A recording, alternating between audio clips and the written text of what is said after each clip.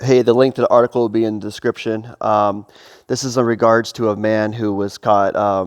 He got rejected for his disability benefits due to the fact that he was caught in public, carrying the literature display carts, which is, I want to say, probably 20 pounds. It's made out of plastic. The wheels are, I used to carry them a lot, and most people left the literature in there. So you threw it in your trunk real quick. So you had a bunch of books and magazines in there, and you left it in there. So this man apparently got hurt 10 years ago and has been disability for 10 years. But, he doesn't realize because he's in a cult and doesn't really know how the world works that there's disability, agents that look around for fraud. And so you see a man who's on disability who apparently can't, in his court case, supposedly can't walk or do a lot of working, but he's caught in public lifting up this cart, just 20 pounds, and then waving his hands to and fro, doing cart witnessing. And this goes along with the culture that's been around for a while, and some of the things that I really got offended by.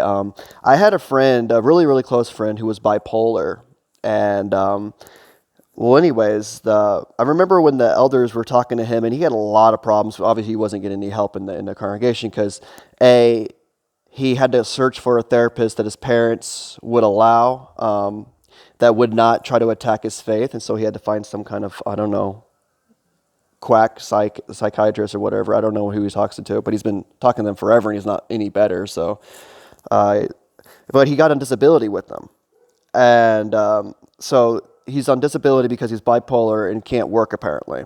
But he was encouraged by the elders to start pioneering. Okay, so they don't really put two and two together with their minds, and they're supposed to be these law-abiding people, and this is like nothing they do really makes any sense. Everything's always so double standard. And so if a person is bipolar and unable to work and is disabled, okay, then he can't go out in the ministry.